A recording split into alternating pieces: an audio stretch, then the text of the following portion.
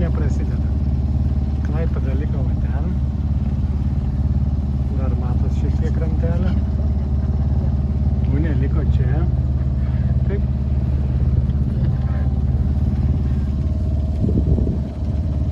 Va, ir mes išjudam į Gotlandą. Dabar yra maždaug 8 vakaro. Lauksim visą parą ir dar truputį. Turėtumėm dirbti maždaug 9 valandą vakare tenai anam krante.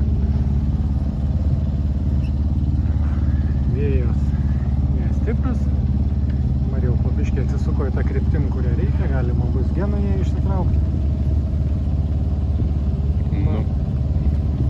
Šitą bangų praktiškai nėra ir neturėtų atsirasti per naktį. Tai pagal viską turėtumėm ramiai nulinguoti anan krantan. O kai bus, galėsim rytoj papasakoti.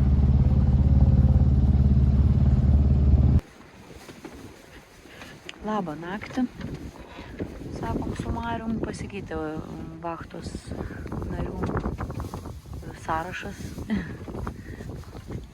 Tai dabar Udrys dar miega, paskui kelsis. Aš 12 valandą išlindau, iki to pamiegojau. Ir dabar pučia 8 bei 9. Plaukiam kairių halsių, subūrėm.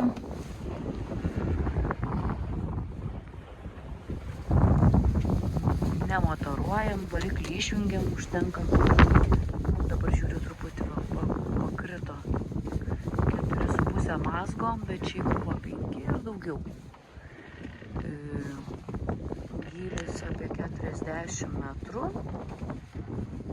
Ir čia kita pusė neveikia, greitį turėtų rodyti, bet reikia pravalyti vieną detalę. Tai va, Marius skaito knygą mūsų mokytojo Rimtauto Rimšo. Parodyk tą biškutį viršelį. Vyriško torto receptas. Tai yra ta knyga apie tuos kraštus, kur plaukiam. Būtent apie tą regioną. Turim raciją pasikabinę. Įsijungia 16 kanalą, kaip priklauso. Girdėtume, jeigu kažkam reikėtų pagalbos, arba patiem reikėtų. Tai va, o daugiau yra ką aplinkui rūkas. Ir gal nepasakyčiau, kad labai tirštas, bet rūkas, tai bangų kažkokių didelių tikrai nėra, yra siūbavimas. Esam basuvėlę išsikėlę. O čia tie siūlai, kur matosi, atrodo, kad čia didelis lietus, bet čia rūkos. Tik tai matyt naktinis filmavimas taip padaro tokius siūlus.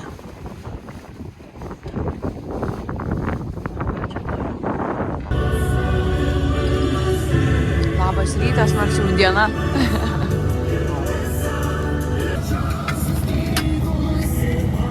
Sugalvojai, kaip mane išvilioti iš miegamo. Su muzika. O, va taip.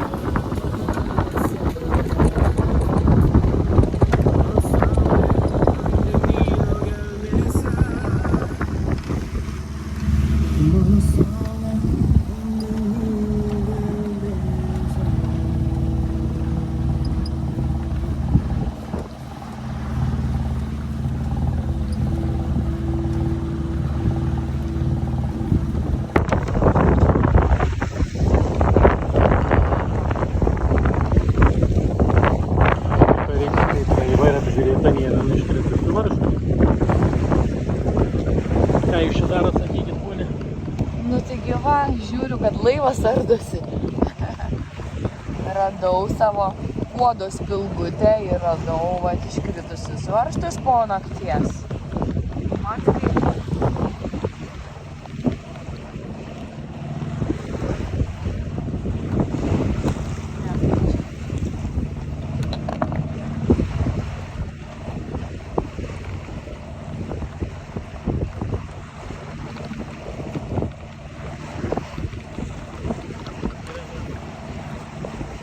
Šitas tvirtai.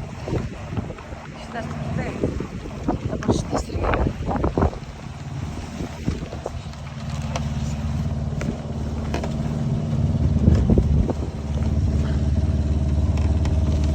Nors atrodo, laivas nelabai tvarkingas, prisibarstė, matau viską, bet vedutės baltas. Landa dar nesimato, dar reikėjo. Gabalėlis yra, kiek čia? 30 mylių, taip mažai. Tai kiek čia valandų? Dabar kokios 6. 7 kokios? 7 tik to, bet 6 iki... Ai, iki pasimatymo? Na, iki posūkio. Aha. Mus naktį žuvėdra ar kiras, tai nežinau, lydėjo vidury jūros, nežinau, iš kur atsiranda vienas pats paukštis. Ana vairavo visą naktį. Ką? Ana, sakau, vairavo visą naktį. Aha. Arbūzus pakamščiau pradėt, ar bangas šokinėti. Reikia sutilizuoti vieną, sunaikinti. Reikės. Aš bijojau, kad jie susidaužys visai. Kad tik užkimšau su basutėm.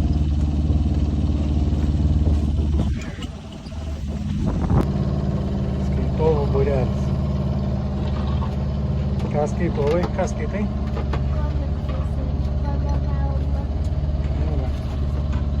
O tu ką skaitai? Knygą irgi. O mano knyga baigės pernai. Prasidėjo ir baigės šią naktį. Lika. Reikia daugiau įsidėjau. Ar tu, kur aš išmečiau Ką tai? knygą Ne. ant lovos? Nes aš tau gal ant lovos. O čia kas dedas? Kas dedas čia pas jumis? Pamačiau spigliuką tolumoj.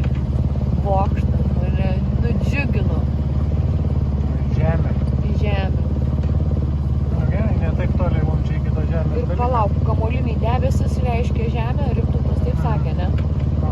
Tai va, žinios pareina. Ne veltui mokinausi. Matai, koks aiškus, ne ruožas kamuolinių debesų. Parodyk. Nesimato? Jau matys. Va, kamuolinių debesis. Čia reiškia žemė. O čia tolumoj matosi spygliukas išlindo, nežinau, neparodysiu. Čia tik aktyvus vos iškūrimas. Mes artėjam prie žemės. Na va, atplaukėme į Bruksviką, ruošiamės švartuotis. Kaip sekėsi plaukti, ne? Gerai. Gerai. Gal ten paplūdimys galbūt yra? Gal yra paplūdimys, o ne jau svajoja išsimaudyti. Tai dabar labai daug nefilmuosim, todėl kad reikės ruoštis švartuotis. Va, praplaukiam. Dešinėje žalia boja, kairiai raudona boja, darom posūkį. Vairuoja Udrys, kapitonas reguliuoja eismą. Burę susiviniojom, susitvarkėm, išsikėlėm Švedijos vėliavėlę po dešiniu zalingu, kaip priklauso, tokia mažytė turim iškelt. Va, kransus Udrys išmeta paruošę, jau surišom, susitvarkėm. Ir žiūrėsim, kokią čia vietą rasim. Bet panašu, kad turėtų būti, nes stiebų nėra labai daug.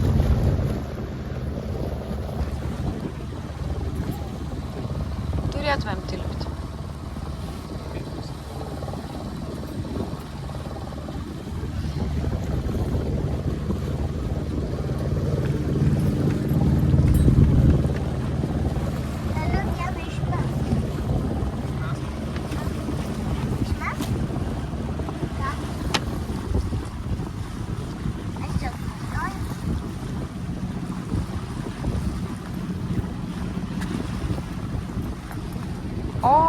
vietinių yra šokinėję, čia jie turi trampliną.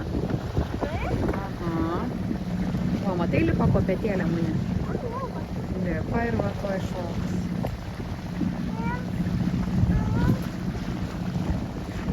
Va, pasiruošė.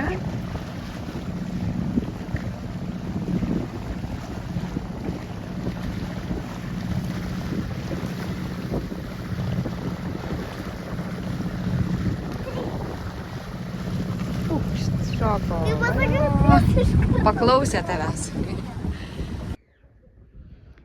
Prisišvartavom labai sėkmingai, vietoj labai daug, Burgsvike. Esam dabar, čia yra 350 vietinių gyventojų, aplink matosi didžiulis vėjo malūnų parkas ir dabar nelabai norėjau maudytis, tai mes eisim ieškoti pliažiuko. Yra dušai, aišku, kaip ir pirtis, bet pirtis čia veikia tik tai trečiadieniais ir sekmadieniais. Va, vėjuose aš juos, o šiaip daugiau dar nieko neištyrinėjom, kas čia yra. Sutikom tik iš Vokietijos atplaukusius ir sakė, jie čia gyveno visus metus ir labai yra įsimylėję tą būtent piečiausią Gotlando gyvenvietę. Miestelį, kaimelį, gal taip sakykim, nes Gotlandas turi, galima sakyti, vieną miestą, Visby, o daugiau yra mažesni tokie kaip kaimai gyvenvietės. Tai va čia yra piečiausia dalis, piečiausia gyvenvietė Gotlande. Na va, toks labai ramus, tikrai toks atostogų kampelis, ramybės oazė. Ir vakaras gražus, bet rytoj praneša lietingą dieną ir vėjuota. Vėjas pūs nuo mūsų lietuviško, latviško kranto į Gotlando pusę. Aišku, mus čia užstos toj pusėj. Tai, bet mes turėtumėm perplaukti galbūt iki Elando, o gal arčiau link Stokholmo judėti, bet panašu, kad gal teks pastovėti čia, tai tada patyrinėsim daugiau. Tai va, taip atrodo čia ta marina. Yra savitarna, kur pats atvažiavęs čia susimokė. Va, prieini prie aparatų ir susimokė. Nepaklausiau, kiek iš tikrųjų kainuoja, kokią kainą. Čia vietiniai matosi, kad ir ne vietiniai mėgsta vakaroti. Gražius saulėlydžius turi irgi.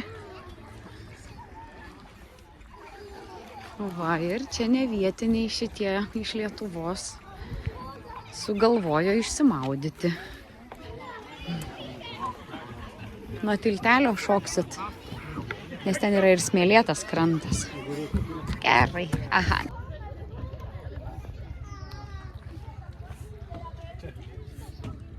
Kas čia? Nosį traukia. Trrr, ne.